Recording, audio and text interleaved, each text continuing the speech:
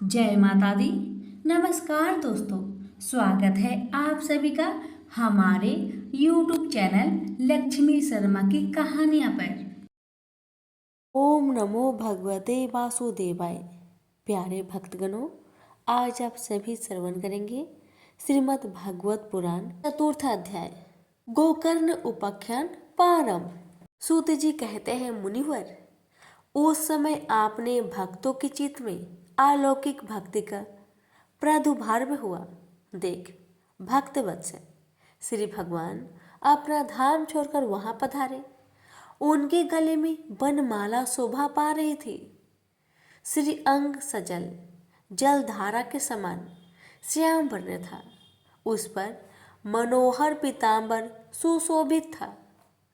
कटी प्रदेश करधान की लड़ियों से सुसज्जित थी। सिर पर मुकुट की ललट और कानों में कुंडलों की झलक देखते ही बनती थी। वे त्रिभंगलित भाव से खड़े हुए चित्त को चुराए लेते थे। वक्ष स्थल पर कौस्तुभ मणि दमक रही थी। सारा श्री अंग हरिश्चंदन से चर्चित था। उस रूप की शोभा क्या कहे। उसने तो मानो करोड़ों काम देवों की रूप माधुरी छीन ली थी। वे परमानंद चिन्ह मूर्ति मधुराति मधुर मुरलीधर ऐसी अनुपम छवि से अपने भक्तों के निर्मल चित्त में अभिभूत हुए। भगवान के नित्य लोक निवासी लीला परिकर उद्धवादी वहां गुप्त रूप से उस कथा को सुनने के लिए आए हुए थे। प्रभु के प्रकट होते ही चारों ओर जय हो की ध्वनि होने लगी। उस समय भक्ति रस का अद्भुत प्रवाह चला। बार बार अबीर गुलाल और पुष्पों की वर्षा तथा शंख ध्वनि होने लगी। उस सभा में जो लोग बैठे थे उन्हें अपने देह गे और आत्मा की भी कोई सुधि न रही। उनकी ऐसी मयता देखकर नारद जी कहने लगे, मुनीश्वरगण, आज सप्ताह श्रवण की मैंने यह बड़ी ही अलौकिक महिमा देखी है। यहाँ तो जो बड़े मूर्ख दुष्ट और पशु पंछी भी हैं, वे सभी अत्यंत निष्पाप हो गए हैं। अतः इसमें संदेह नहीं कि काली काल में चित्त की शुद्धि के लिए इस भगवत कथा के समान मर्त्य लोक में पाप पुंजिका का नाश करने वाला कोई दूसरा पवित्र साधन नहीं है। वर आप लोग बड़े कृपालु हैं। आपने संसार के कल्याण का विचार करके यह बिल्कुल निराला ही मार्ग निकाला है। आप कृपया यह तो बताइए कि इस कथा रूप सप्ताह यज्ञ के द्वारा संसार में कौन कौन लोग पवित्र हो जाते हैं। सनकादि ने कहा, जो लोग सदा तरह तरह के पाप किया करते हैं, निरंतर दुराचार में ही तत्पर रहते हैं और उल्टे मार्गों से चलते हैं, तथा जो क्रोध अग्नि से जलते रहने वाले कुटिल और काम परायण हैं, वे सभी इस कलयुग में सप्ताह यज्ञ से पवित्र हो जाते हैं। जो सत्य से च्युत, माता पिता की निंदा करने वाले, तृष्णा के मारे व्याकुल, आश्रम धर्म से रहित, दंभी, दूसरों की उन्नति देखकर कूढ़ने वाले और दूसरों को दुख देने वाले हैं, ये भी कलयुग में सप्ताह यज्ञ से पवित्र हो जाते हैं। जो मदिरापान, ब्रह्म हत्या, स्वर्ण की चोरी, गुरु स्त्री गमन और विश्वासघात, ये 5 महापाप करने वाले, छल परायण, क्रूर पिचासों के समान निर्दयी, ब्राह्मणों के धन से पुष्ट होने वाले और वैभवचारी हैं, वे भी कलयुग में सप्ताह यज्ञ से पवित्र हो जाते हैं। जो दुष्ट आग्रह पूर्वक सर्वदा मन, वाणी या शरीर से पाप करते रहते हैं, दूसरे के धन से ही पुष्ट होते हैं तथा मलिन मन और दुष्ट हृदय वाले हैं, वे भी कलयुग में सप्ताह यज्ञ से पवित्र हो जाते हैं। नारद जी, अब हम तुम्हें इस विषय में एक प्राचीन इतिहास सुनाते हैं। उसके सुनने से ही सब पाप नष्ट हो जाते हैं। पूर्व काल में तुंगभद्रा नदी के तट पर एक अनुपम नगर बसा हुआ था। वहाँ सभी वर्णों के लोग अपने अपने धर्मों का आचरण करते हुए सत्य और सत्कर्मों में तत्पर रहते थे। उस नगर में समस्त वेदों का विशेषज्ञ और स्वात स्मारक कर्मों से निपुण एक आत्मदेव नामक ब्राह्मण रहता था। वह साक्षात दूसरे सूर्य के समान तेजस्वी था। वह धनी होने पर भी भिक्षाजीवी था। उसकी प्यारी पत्नी धुंधली कुलीन एवं सुंदर होने पर भी सदा अपनी बात पर अड़ जाने वाली थी। उसे लोगों की बात करने में सुख मिलता था। स्वभाव था क्रूर, कुछ न कुछ बकवास करती रहती थी। गृह कार्य में निपुण थी, कृपण थी और थी झगड़ालू भी। इस प्रकार ब्राह्मण दंपति प्रेम से अपने घर में रहते और विहार करते थे। उनके पास अर्थ और भोग विलास की सामग्री बहुत थी। घर द्वार भी सुंदर थे, परंतु उससे उन्हें सुख नहीं था। जब अवस्था बहुत ढल गई तब उन्होंने संतान के लिए तरह तरह के पुण्य कर्म आरंभ कर दिए और वे दीन दुखियों को गौ, पृथ्वी, स्वर्ण और वस्त्र आदि दान करने लगे। इस प्रकार धर्म मार्ग में उन्होंने अपना आधा धन समाप्त कर दिया। तो भी उन्हें पुत्र या पुत्री किसी का भी मुख देखने को न मिला। इसलिए अब वह ब्राह्मण बहुत ही चिंतातुर रहने लगा। एक दिन वह ब्राह्मण देवता बहुत दुखी होकर घर से निकलकर वन को चला गया। दोपहर के समय उसे प्यास लगी, इसलिए वह एक तालाब पर आया। संतान के अभाव के दुख ने उसके शरीर को बहुत सुखा दिया था, इसलिए थक जाने के कारण जल पीकर वह वहीं बैठ गया। 2 घड़ी बीतने पर वह एक सन्यासी महात्मा आए। जब ब्राह्मण देवता ने देखा कि वे जल पी चुके हैं, तब वह उनके पास गया और उनके चरणों में नमस्कार करने के बाद सामने खड़े होकर लंबी लंबी सांसें लेने लगा। सन्यासी ने पूछा, कहो ब्राह्मण देवता, रोते क्यों हो? ऐसी तुम्हें क्या भारी चिंता है? तुम जल्दी ही मुझे अपना दुख का कारण बताओ। ब्राह्मण ने कहा, महाराज, मैं अपने पूर्व जन्म के पापों से संचित दुख का क्या वर्णन करूं? अब मेरे पितर मेरे द्वारा दी हुई जलांजलि जल को अपनी चिंता जनित सांस से कुछ गर्म करके पीते हैं। देवता और ब्राह्मण मेरा दिया हुआ प्रश्न मन से स्वीकार नहीं करते। संतान के लिए मैं इतना दुखी हो गया हूँ कि मुझे सब सुना ही सुना दिखाई देता है। मैं प्राण त्यागने के लिए यहाँ आया हूँ। संतानहीन जीवन को धिक्कार है, संतानहीन गृह को धिक्कार है, संतानहीन धन को धिक्कार है और संतानहीन कुलों का धिक्कार है। मैं जिस गाय को पालता हूँ वह भी सर्वथा बाज हो जाती है। जो पेड़ लगाता हूँ उस पर भी फल फूल नहीं लगते। मेरे घर में जो फल आता है वह बहुत जल्दी सड़ जाता है। जब मैं ऐसा अभागा और पुत्रहीन हूँ, तब फिर इस जीवन को ही रखकर मुझे क्या करना है? यूं कहकर वह ब्राह्मण दुख से व्याकुल हो उस सन्यासी महात्मा के पास फूट फूट कर रोने लगा। तब उन यति वर के हृदय में बड़ी करुणा उत्पन्न हुई। वे योगनिष्ठ थे। उन्होंने उसके लटकती रेखाएं देखकर सारा वृंदावन जान लिया और फिर उसे विस्तार पूर्वक कहने लगे। सन्यासी ने कहा, ब्राह्मण देवता, इस प्रजा पात्री का मोह त्याग दो। कर्म की गति प्रबल है। विवेक का आश्रय लेकर संसार की वासना छोड़ दो। प्रियवर, सुनो, मैंने इस समय तुम्हारा प्रबंध देखकर निश्चय किया है कि 7 जन्म तक तुम्हारे कोई संतान किसी प्रकार नहीं हो सकती। पूर्व काल में राजा सागर एवं अंगों को संतान के कारण दुख भोगना पड़ा था। ब्राह्मण, अब तुम कुटुंब की आशा छोड़ दो। संन्यास में ही सब प्रकार का सुख है। ब्राह्मण ने कहा, महात्मा जी, विवेक से मेरा क्या होगा? मुझे तो बलपूर्वक पुत्र दीजिए, नहीं तो मैं आपके सामने ही शोक मूर्छित होकर अपने प्राण त्याग दूंगा। जिसमें पुत्र स्त्री आदि का सुख नहीं है, ऐसा संन्यास तो सर्वथा नीरस ही है। लोक में सरस तो पुत्र पौत्र आदि से भरा पूरा गृहस्थ आश्रम ही है। ब्राह्मण का ऐसा आग्रह देखकर उन तपोधन ने कहा, विधाता के लेखा को मिटाने का हठ करने से राजा चित्रकेतु को बड़ा कष्ट उठाना पड़ा था, इसलिए देव उसके उद्योग को कुचल देता है। उस पुरुष के समान तुम्हें भी पुत्र से सुख नहीं मिलेगा। तुमने तो बड़ा हठ पकड़ रखा है और आर्थिक के रूप में तुम मेरे सामने उपस्थित हो। ऐसी दशा में मैं तुमसे क्या कहूँ। महात्मा जी ने देखा कि यह किसी प्रकार अपना आग्रह नहीं छोड़ता, तब उन्होंने उसे एक फल देकर कहा, इसे तुम अपनी पत्नी को खिला देना, इससे उसको एक पुत्र होगा।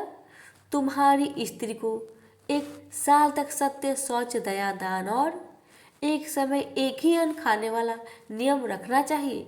यदि वह ऐसा करेगी तो बालक बहुत शुद्ध स्वभाव वाला होगा। जो कहकर वे योगीराज चले गए और ब्राह्मण अपने घर को लौट आया।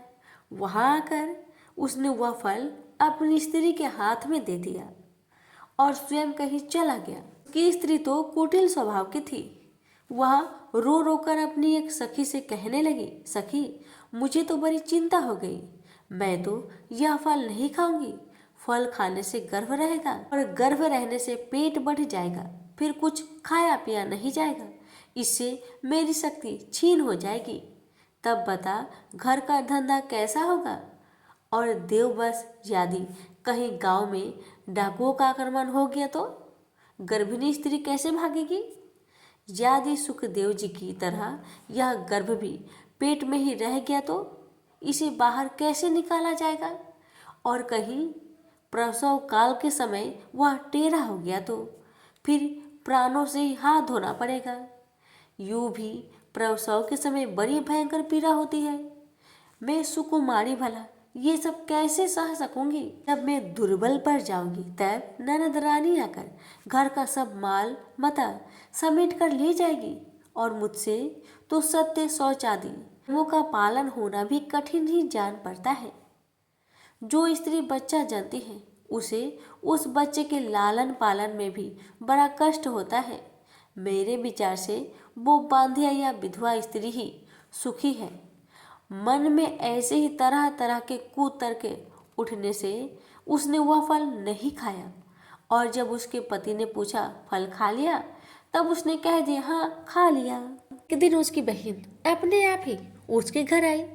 तब उसने अपनी बहन को सारा वृत्तांत सुनाकर कहा कि मेरे मन में इसकी बड़ी चिंता है।